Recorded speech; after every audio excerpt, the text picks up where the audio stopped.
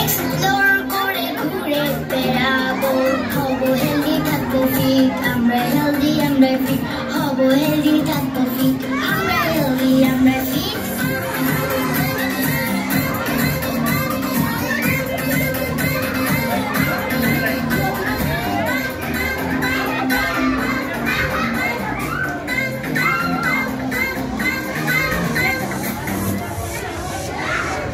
সকলে একটি জোরে হাততালি হবে আমাদের জন্য, কিন্তু শিনচানের জন্য, কারণ শিনচান 5 বছরের বাচ্চা।